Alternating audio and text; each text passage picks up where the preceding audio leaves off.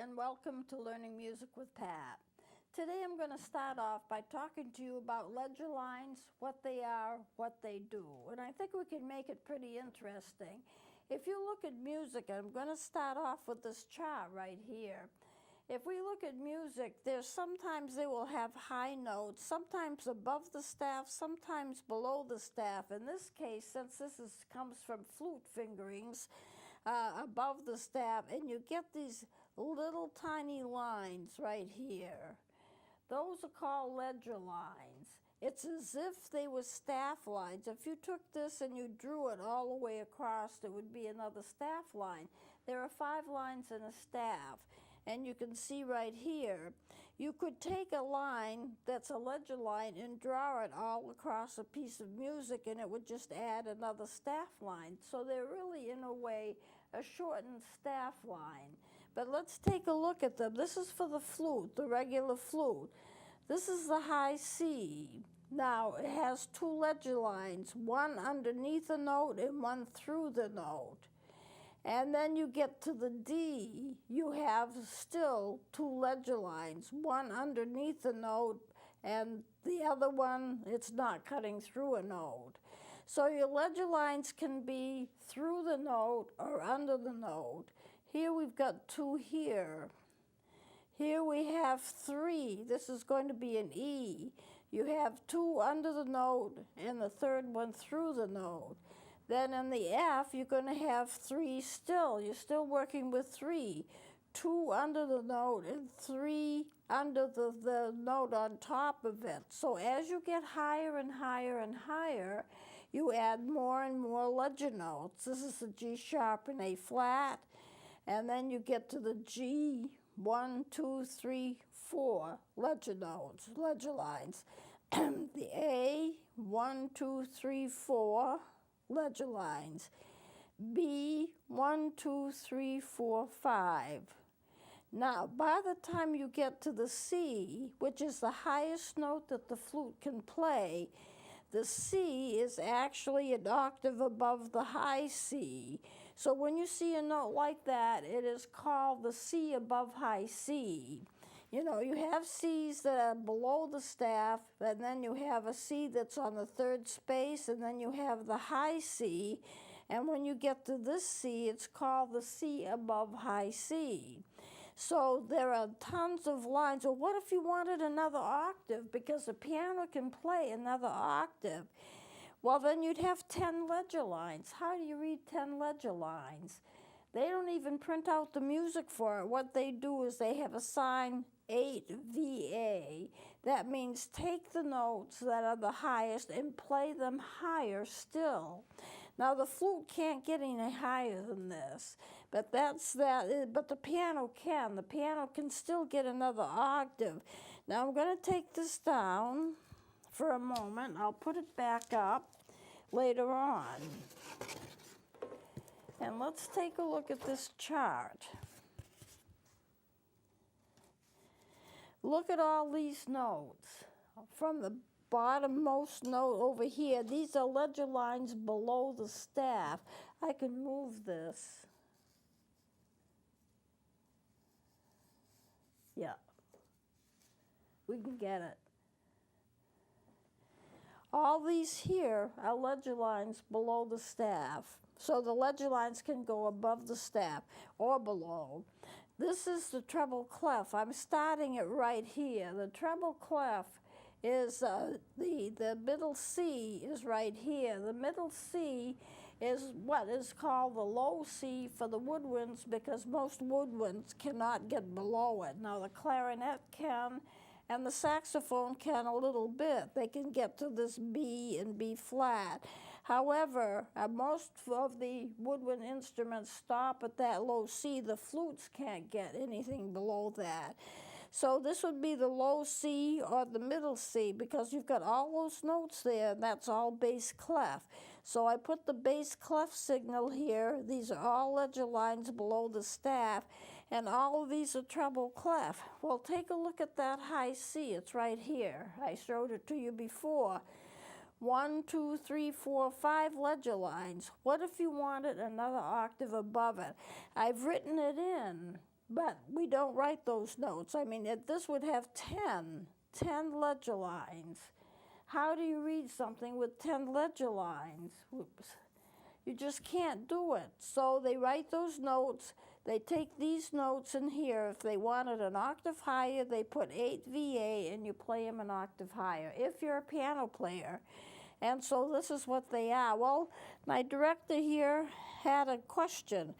What would it look like if you had a staff and all of these lines were drawn straight across? Well, I did it just as an experiment, and I'm going to take this down, and I gotta put this chart up. If we took all of the ledger lines and all of the staff lines for the treble clef and the bass clef, put them all together, and we're not dealing with sharps and flats because those are enharmonic notes and it would get way too complicated. But put the staffs together and put the lines, all the ledger lines straight across, and took the bass ledger lines and put them straight across. What would you get? Well, I'm going to show you. What would you get a staff looking like? I've got it right. Whoops, I've got it right here. That would be your staff. Your staff would actually be that long. Where's middle C? Middle C is right here. How would you know that? The reason I had to figure it out is I counted the number of notes it would be down from the highest ledger line, not including the 8 VA notes, because that's impossible to read, and you don't read them, they don't write them, even though they're there. But just from the top of the ledger lines of that high C above middle C, high C above high C. And I took them all together, and all of the ledger lines, both of the lower bass clef and of the upper treble clef, and put them all together. And I counted down how many notes it would be to get to the middle C, and I believe I counted 22. 22 lines, and that includes his ledger lines. And there's your middle C. This is the upper clef, this is the lower, the bass clef. And so the way I figured it out, now I'm not guaranteeing the accuracy of this. This is just kind of a rough general thing. And then you'd get your middle C, your mid-range C, which is right here, your high C, and this is a C above high C. But you've got all of these ledger lines above it, drawn all the way across, drawn all the way down for the bass clef, because you've got the bass clef and you've got the bass clef ledger lines, and I put them together. And that's what I got. Nobody in their right mind can read this. If I were to put in notes, measure markings, key signatures, and time signatures, because I did put a treble and bass clef here, just for the fun of it, so you know where the middle part is, then how would you ever read a piece of music? It would be like blob, and you couldn't do it. Even if I took out the bass clef, and I tried that too, I spent a whole day doing this. Supposing I used just the treble clef and the staff of the ledger lines below the staff. Now this is just treble clef, it's not bass clef. The staff above, the ledger lines above the staff of the treble clef, the ledger lines below the staff of the treble clef, and I didn't deal with the bass clef at all. You still got this. It's going to be very hard to read it. Nobody's going to read it. So you have to, for notes that go above and below the staff, you have that shortened line. And that becomes the ledger line, and it makes the music a lot easier to read.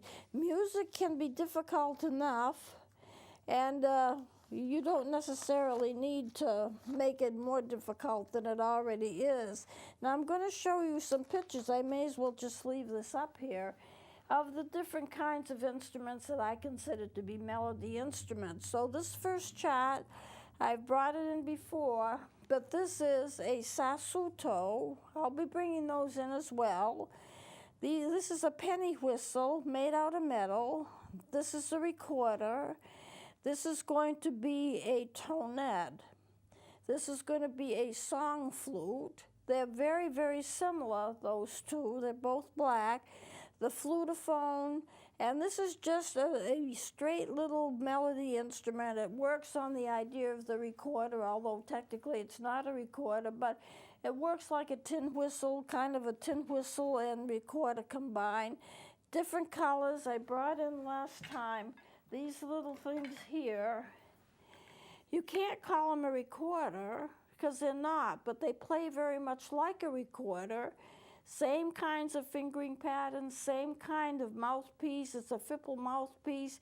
You don't see a block, but these areas here are very narrow, squeezing the air so it'll come out of the labium and so forth. These are all what I consider to be melody instruments. So these are what these are, and I'm going to bring groups of them in. There are, as I said before, about 5 to 6 different recorders that are used professionally. And so on this chart, I have them sketched in. And, excuse me, this would be the sopranino, which is the tiniest, 9 inches long. And I showed that to you. Let me see, right here. There is the sopranino. And then after that, you have your soprano, and I showed that to you. The alto, which I brought in with me, then the tenor, but then the bass, real big bass, and the folded bass. Now, the folded bass was not included in this picture, so I just tried to sketch it in somewhat the same style as what the other drawings are so you could see it. And I do have the folded bass. I've wanted to get one of the big ones, but I'm not even sure I could lift them. For comparison sizes, this is an alto right here, and it looks pretty small. Compare it to the straight bass. This is a big bass. It's got this bocal on the side of it. The biggest ones do, and it ends here, and I blocked out. There's a little piece here, and I blocked it out. That's what it rests on when you play it on the floor. So just for comparison, it's very interesting. These recorders come in so many different sizes and shapes. This is a sopranino. This is mine. I photocopied it. So I'll just take you through this, if I can get the pages to turn. Here's another picture also of my sopranino. They're small. Regular recorder. I wanted to bring that in. I should have brought it in. It's so colorful, you know. It's a nice little recorder. It's one of mine. These are all my instruments. These two are recorders, and they're made out of different kinds of wood, but these are Israeli recorders. They're produced by Gill. This one I've had for quite a while. This one I bought more recently, but they're all Israeli. Now, I want to have you take a look at the two little holes here and here. A lot of the newer instruments, and even some of the older ones, had little tiny holes, and you can see it in, see if I can show it. Okay, I'll take my alto to show this to you. There are two little tiny holes right here, and there's another set of tiny holes down here by the bell. The other holes are just single holes, but they add the two, and the purpose of adding those two little holes, not all recorders have them, but the purpose of putting them in there is that you can do sharps and flats with them on the lower notes much more easily if you have those, because you put your hand on here, and then you want it a little higher or lower. You move your finger and you've got it. Now you can do that on any instrument, but the holes just make it a little bit easier to do. So some of these modern instruments, especially the more modern ones, have those two little holes. The older instruments sometimes don't have them, but they can still play it. You know, they can still play as well. This I included just for comparison. This is the folded bass, which I have. And these other instruments are different sizes. But I wanted you to see the folded bass and see what a photograph of it actually looks like. It does have 2 or 3 keys on it. When I bring it in, I'll show you. This is my sketch of the folded bass. These 3, there are 2 keys down here. There's another couple of keys, one here and one here. Because the finger stretches are so wide on an instrument that's over a yard long, you have to have keys. You can't just reach and cover the holes like you can for a soprano. So they do put in a couple of keys here and there to help out. This would be the great bass, or the straight basses, and you can see they are larger. They have a vocal on one side. You blow into that. That becomes your mouthpiece. You don't blow up on the top.